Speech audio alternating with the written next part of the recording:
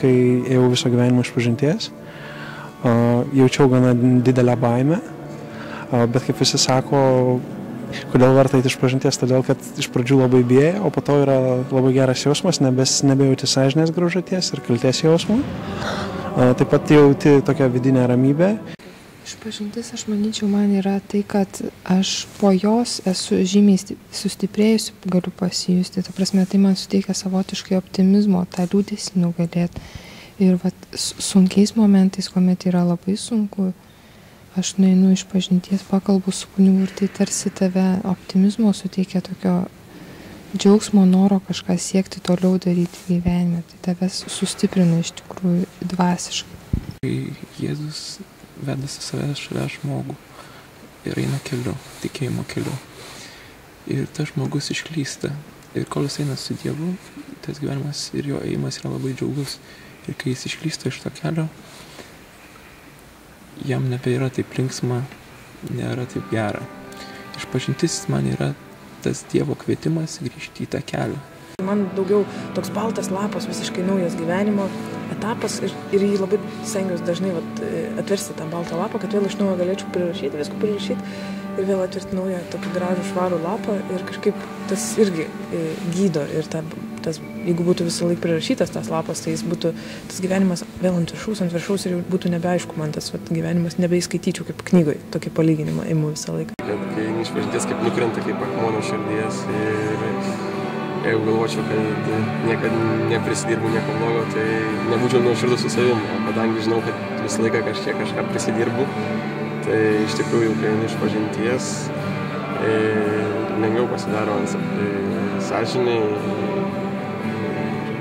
nusimetu tai, kas slegia tą negyvą svorį.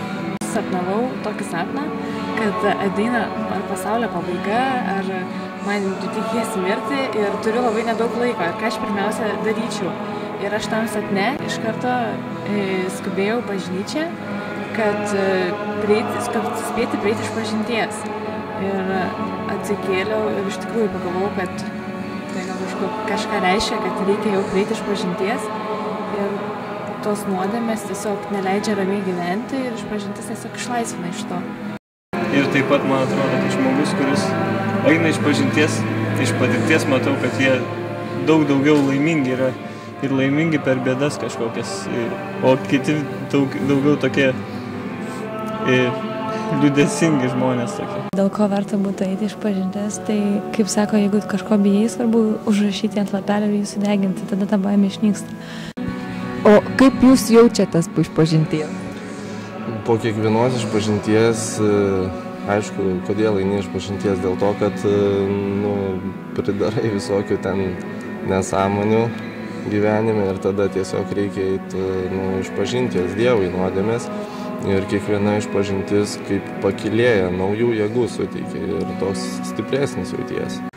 Aš, kadangi medicinos studijuoju, dabar kilo tokia mintis, pirma, tai kad tai kaip dezinfektantas veikia, nes tai nuplauna tavo kaip nuodėmes, bet taip švariai, kad nelieka nė vienos bakterijos. Ir tuo metu būna labai gerai. Man yra toksai susitaikymas su Dievu, bet po jo jautiesi, kaip Gabija sakė, visiškai švarus ir toksai lengvumas atsiranda tiesiog. Tiesiog kitą kartą vėl norisi eiti išpažinties. Išpažintis yra vaistai. Tai suveikia geriau už bet kokius antibiotikus, už bet kokią psichologiją. Tai iš tikrųjų gydo ir tai veikia. Bet asmeniškai taip aš negalėčiau gyventi be išpažinties. Man išpažintis vienas svarbiausių iš tiesų sakramentų. Labai didelės meilės sakramentų, kai gali sugrįžti pas tėtį ir sakyti, atsiprašau, suklydau ir noriu pasitaisyti, va čia aš esu silpna, čia man nesiseka vienas ar kitas dalykas. Pasakyti tai kaip artimiausiam žmogui, kuriam gali viską sakyti, absoliučiai. Kaip jūs jaučiatės po išpažinties? Labai gerai. Kaip gali jaustis blogai žmogus, kad grįžęs pas savo tėvą?